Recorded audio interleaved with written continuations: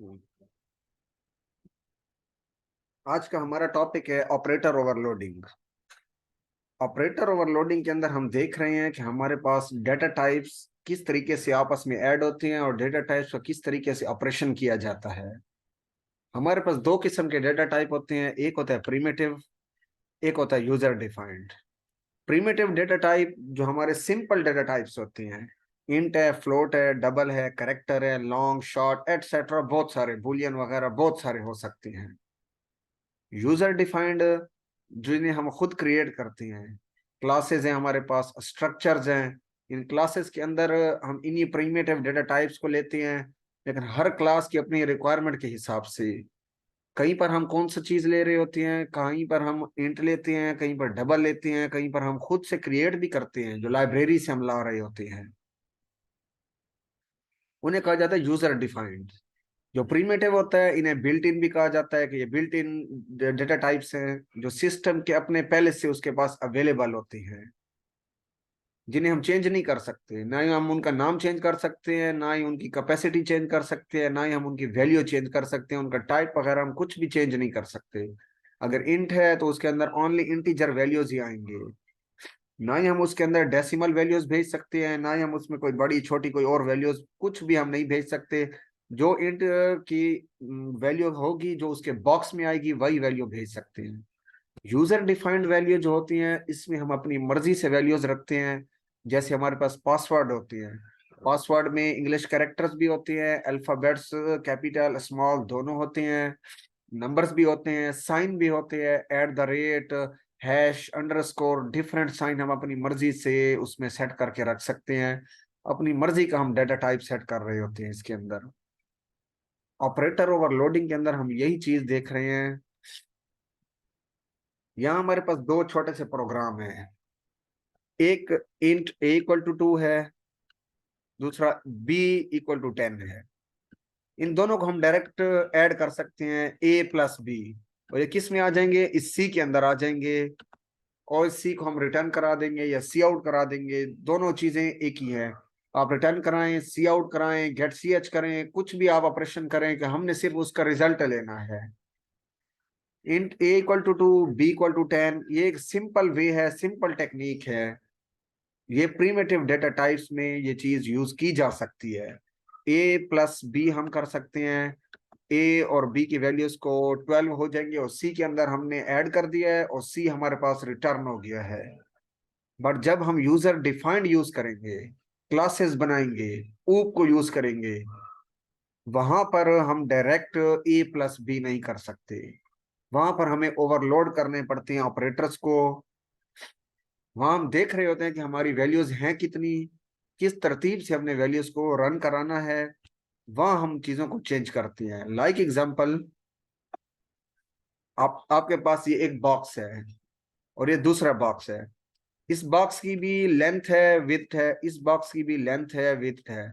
जब ये दोनों बॉक्स मिलेंगे तो एक तीसरा बॉक्स बनेगा जिसकी लेंथ और विड्थ दोनों बढ़ चुके होंगे। हमारे पास ये फर्स्ट जो बॉक्स है इसकी लेंथ भी है, सेकंड बॉक्स की भी लेंथ है, इस बॉक्स की विड्थ है, सेकंड बॉक्स की भी विड्थ है।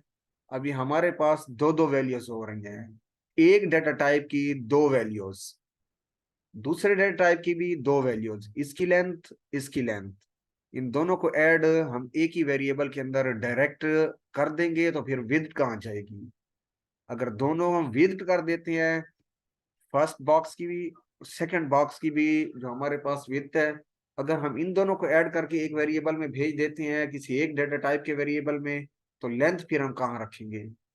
इस चीज को रिजॉल्व करने के लिए हम ऑपरेटर ओवरलोडिंग को यूज करते हैं। ऑपरेटर्स को ओवरलोड करा रहे होते हैं। लाइक एग्जांपल, मेरे पास एक रेक्टेंगल है R1, जो फर्स्ट रेक्टेंगल मैंने आपको दिखाया है, लाइक एग्जांपल इसको R1 हम कह देते हैं।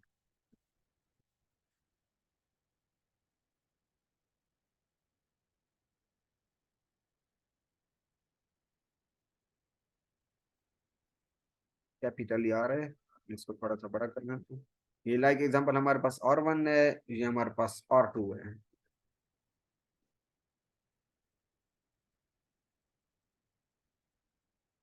रेक्टेंगल R1 इसकी 5.5 और 9.0। 5.5 इसकी लेंथ है, 9.0 इसकी विड्थ है। रेक्टेंगल R2 4.2 और 3.5 इसकी विड्थ है, इसका हाइट है, इसका लेंथ है। आपकी मर्जी, आप अपनी मर्जी से जो भी वैल्यूज लेना चाहें। अब हम चाहते हैं इन दोनों रेक्टेंगल को हमने ऐड कराना है। इन दोनों को हमने ऐड कराना है, R1 प्लस R2। अब अगर मैं डायरेक्ट करता 5.5 और 4.2, लाइक एग्जांपल मेरे पास अगर सिर्फ एक ही वैल्यू होती, ये वैल्यूज ना होती,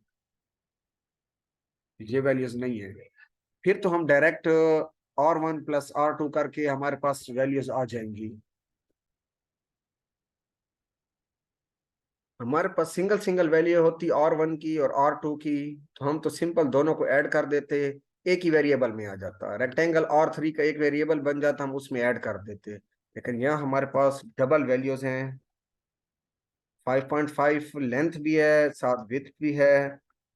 तो यहाँ हम ऐड कराने के लिए इस R3 में R1 भी R2 भी, इन दोनों को भेजेंगे। R1 5.5 और 4.2 को, और R2 का जो 9.5 2.5 इन आपस में ऐड कराकर हम R3 में भेजेंगे। इसके लिए हमें ओवरलोडिंग यूज करनी पड़ती है, ऑपरेटर ओवरलोड। इसके लिए मैंने एक छोटा सा प्रोग्राम बनाया है। अब आते हैं हम प्रोग्राम की तरफ अपने।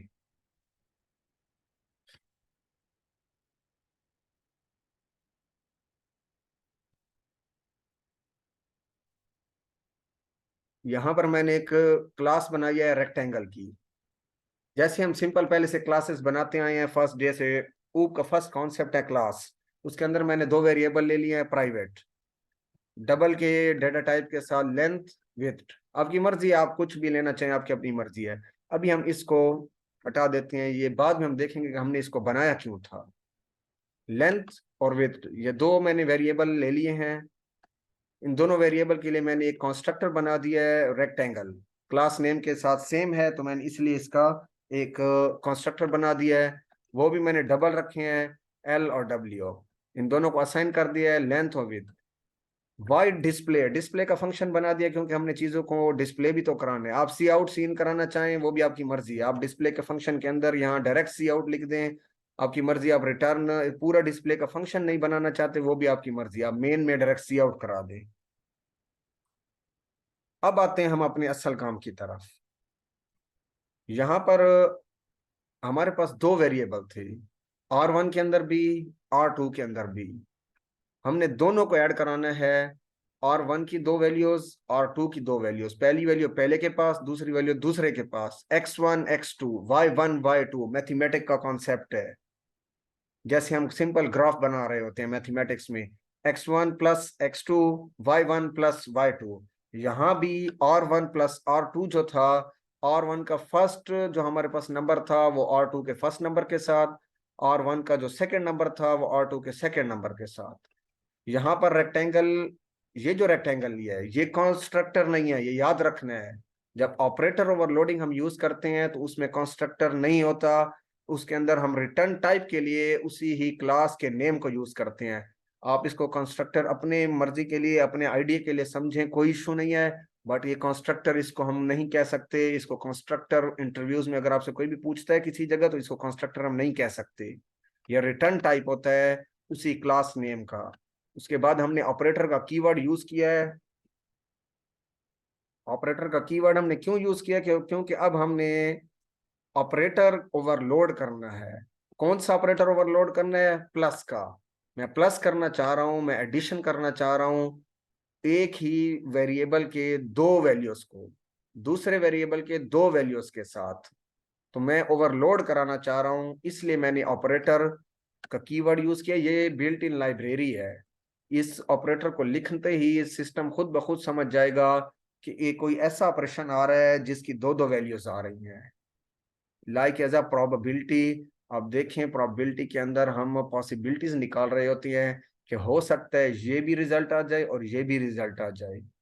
यहाँ पर ऑपरेटर यही समझ लेता है कि यहाँ कोई ऐसा वेरिएबल आ रहा है जिसके दो वैल्यूज हैं। कौन सा ऑपरेटर मैं ओवरलोड कराना चाह रहा हूँ? प्लस का। मैंने प्लस का ऑपरेटर इसलिए दिया है कि इसको मैं ओवरलोड कराना चाहता हूँ। रेक्टेंगल एड्रेस ऑफ, अब मैं रेक्टेंगल का रेफरेंस यूज करके आगे मूव कराऊंगा चीजों को और एक नया ऑब्जेक्ट मैंने तैयार कर लिया है, क्योंकि अब दो थे हमारे पास, एक तो उसका अपना था और वन का। और वन के अंदर मैं आपको दोबारा से दिखाता हूँ। हमारे पास ये जो था ये तो और वन बन गया, और ये जो है 9.5, अब इसको भी कोई नाम तो देना है, तो हम कोड के अंदर इसको और कर रहे हैं। ये हमारे पास और वन है, और ये हमारे पास और बन गया है। ऐसे ही ये और टू होगा, और ये हमारे पास और बन जाएगा।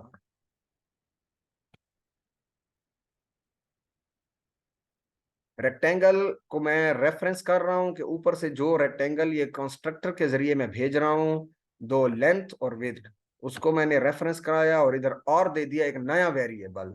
एक नए वेरिएबल को यहां पर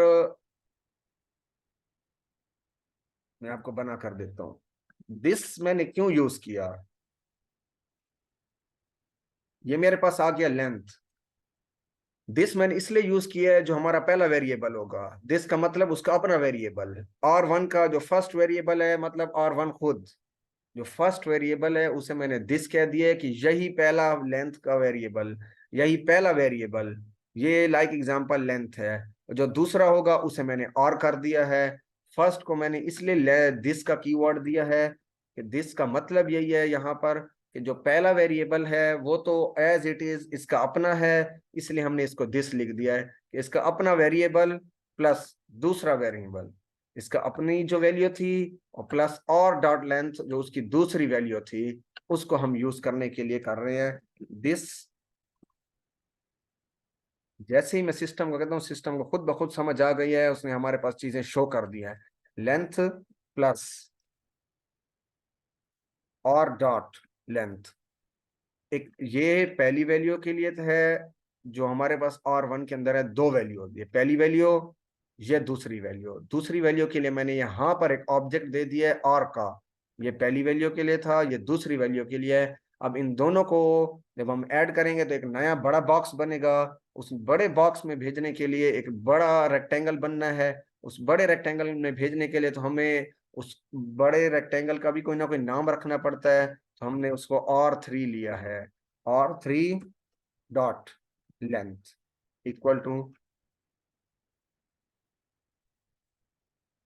this first variable plus second variable, और three dot length equal to this first variable plus second variable, और थ्री, इसको हटा ही देता हूं। इसी तरीके से जो हमारे पास दूसरा वहां पर वैल्यू पड़ी है विथ की, उसे भी हम और थ्री में भेजेंगे।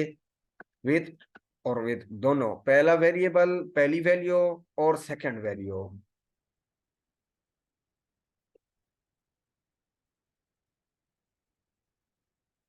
ये जो बॉक्स है ये हमारे पास और थ्री है, हमारा ये लास्ट बड़ा बॉक्स बन गया है इन दोनों को ऐड करके। इसकी लेंथ, इसकी लेंथ, दिस डॉट लेंथ और dot length, this dot with और डॉट विथ।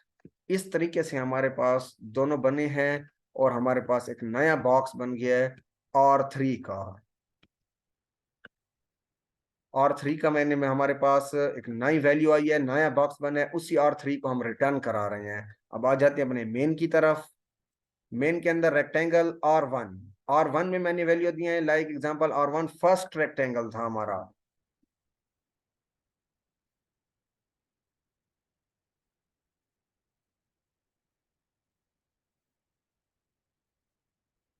फर्स्ट रेक्टेंगल और वन था, जो सेकंड रेक्टेंगल था वो और टू था हमारे पास।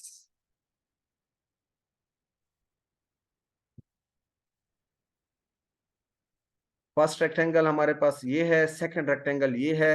इन दोनों को जब हमने ऐड किया है तो वो और थ्री बन गया है।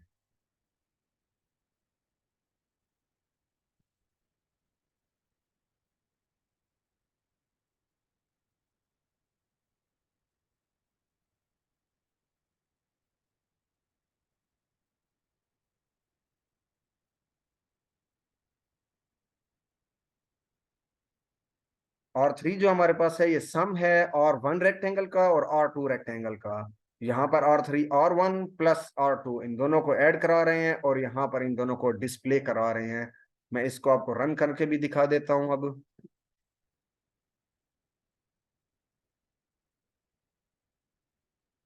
ये हमारे पास कोई एरर आ रहा है, इसको हम चेक करते हैं कि एरर क्यों आ रहा है। ये देखिए, हमने जैसे इसको रन किया है हमारे पास एरर आ गया है। अब एरर क्यों आ रहा है? क्योंकि सिस्टम अपना भी एक कंस्ट्रक्टर बनाता है।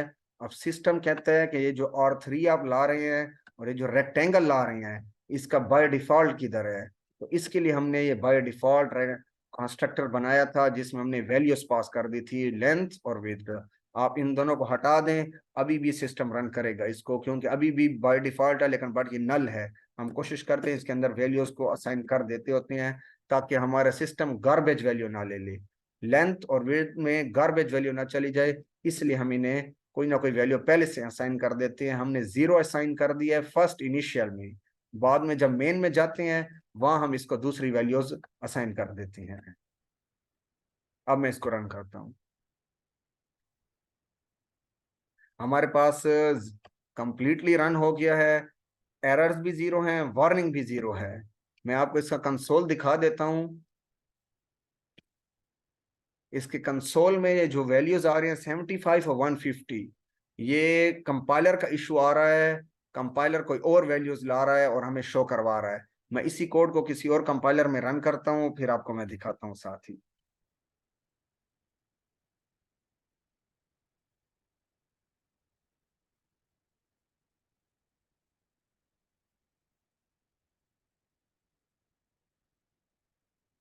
हम आ जाते हैं ऑनलाइन कंपाइलर की तरफ।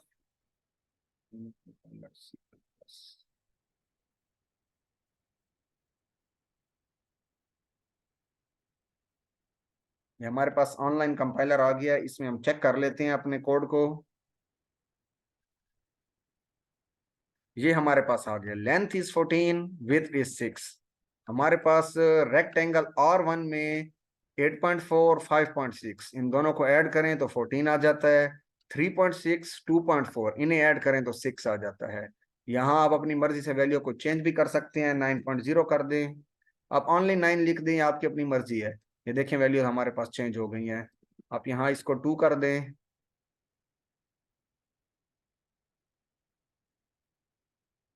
7.6 हो गया है। हम अपनी मर्जी से जितनी वैल्यू चेंज करते जाएंगे, हमारी ऑटोमेटिक लेंथ और वेट में हमारा बॉक्स जो R3 था, ऑटोमेटिक वो कन्वर्ट होता जाएगा, चेंज होता जाएगा। ये हमारा कंपाइलर था, इसमें हमने ओवरलोड ऑपरेटर किया है प्लस का। आप बिल्कुल इसी तरीके से माइनस का भी कर सकते हैं। रेक्टेंगल ऑपरेटर माइनस, जहां प्लस लगाया था वहां आप माइनस यूज कर लें।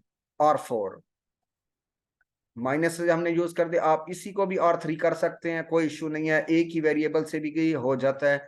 बट मैंने R4 इसलिए यूज किया, आप लोगों के लिए कंफ्यूजिंग ना हो जाए। R4 को भी आप डिस्प्ले की कॉल दे दें, इसको भी हम रन करके चेक कर लेते हैं।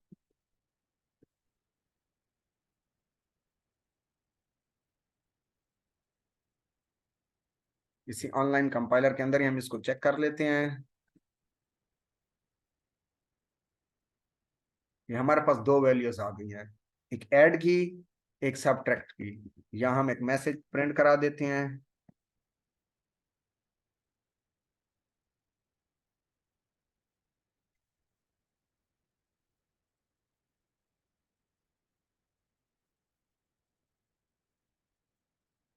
पहले हमारे पास लेंथ और विद एडिशन की है, फिर हमारे पास सब्ट्रैक्शन की है।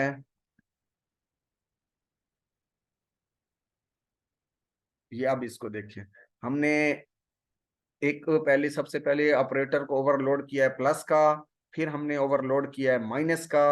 आपकी मर्जी, आप इसमें कोई भी बाइनरी ऑपरेशन चला सकते हैं। कोई भी आप ऑपरेशन इसमें, माइनस है, मल्टीप्लिकेशन है, डिवीजन है, परसेंटेज है, आपकी अपनी मर्जी है। आप कोई भी इसमें लाना चाहते हैं आप ला सकते हैं। मैंने दो ऑपरेशन किए हैं, प्लस और माइनस के। Thank you.